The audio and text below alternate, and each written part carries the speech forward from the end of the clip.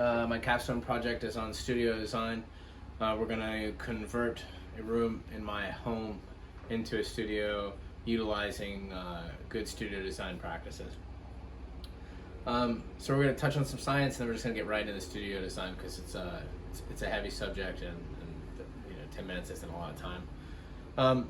Basically, studio design is pretty subjective based off the needs of the studio owner, but there's some scientific things that kind of guide it. Basically, sound travels in waves. Sound has a few different characteristics that control how it will interact with its environment. Lower frequencies have longer wavelength, higher frequencies have shorter wavelengths, and that really determines where those wavelengths are going to, or where those frequencies are going to build up in rooms, and what kind of materials you're going to use to deal with those. So my space is actually a really small space, and based off a lot of studio designers, it's an inadequate space to satisfy all needs of a studio, and we'll get into that. It's 9 feet by 13. It has less than an 8-foot ceiling, and the ceilings really work against a lot of the functions of the room. But we want to be able to divide this room up into a way that we can record in it, and we can use it as a listening space to mix and produce tracks, and also to have it as a creative space where I can bring other artists in and we can make projects together. So it's not a lot of space to do a lot of different things. The first thing that I looked at, and that any studio designer is going to look at whenever they're designing a space, is sound mitigation. Sound mitigation refers to keeping external sounds out from your recordings, and also keeping unwanted sounds for your neighbors in. So, recording can be loud, and if you're bothering your neighbors, that can eventually become a problem depending on what kind of neighbors you have.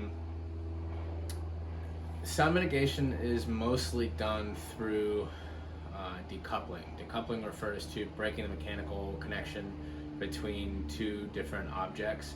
So if you think of like a framed wall is built of 2x4s and drywall.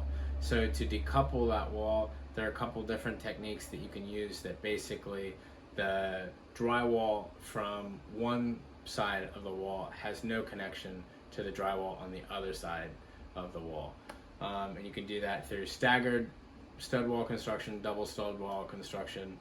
I didn't really have an option for that in my studio space because it's so small, and by increasing the wall size, I would be decreasing the volume of the room, so it wasn't really an option. So what I decided to do, as far as keeping unwanted sound out for my recording space, was to build a modular wall system. I'm going to remove the closet doors, and I'm going to create removable walls that can be built around a 5x5 recording space, 5 feet by 5 feet, and they will actually sit on what's referred to as a floating floor. The concept behind the floating floor is decoupling, like we were just talking about. So basically, you build a floor, and it sits on top of. There are a lot of different products. The ones that I'm using they're like Orlax. I think they're called U-boat jacks or something like that. And basically, the framing of the floor sits inside those. That decouples it from the poured slab that the floor is sitting on top of. And then you continue the decoupling with sound insulation and varying densities of top sheets of plywood and cement board. So now sound can't come up through the floors, and it can't travel as well through the walls once we put some sound absorbing panels on the inside and on the outside of the modular walls. As far as the listening space goes, I just don't have the volume to establish this room as a high quality listening space for a studio. I did reach out to a couple experts to see what they recommended. Most of them agreed that the space wasn't big enough to create a real professional grade mixing room. I did get a quote from one company for $25,000, which was ridiculous. There's no way that's going to happen. So I kind of surrendered that idea, and by surrendering that idea, it allowed me to take advantage of some other things. One, for a listening space, you really don't want your speakers or your monitors right up against the wall.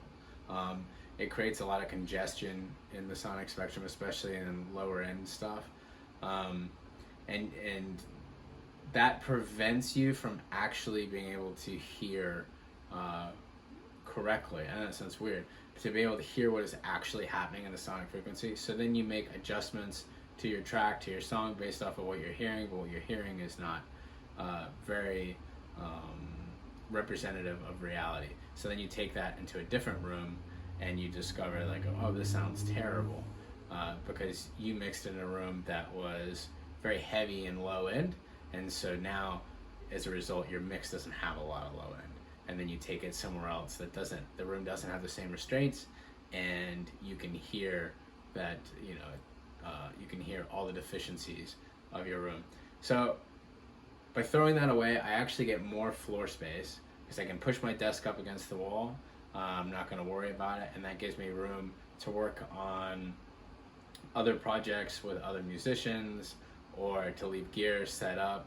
I find that for me creatively, that's very, very helpful for me if I set something up and then I can just leave it out, and so I can just jump right into what I was doing before rather than have to take that 20-30 minutes to set things up and then put it away afterwards because I don't have the space. To compensate for the listening space and not being able to produce tracks on a professional level, as a result of my environment, I'm going to invest in these headphones by a company called Slate, and they're modeling headphones. So the idea is that they emulate those recording or those mixing spaces, and not a perfect solution certainly, but it is one that's available to me. As far as treating the rest of the room, it will probably, honestly be mostly aesthetics than anything else. Once I have the recording space set up and it's functioning how I need it to function, meaning I can create clean tracks, that's probably the biggest thing for me, and the rest is, make it look nice, make it look clean in a way that appeals to my creative side, and make it a place that I want to sit and make things in.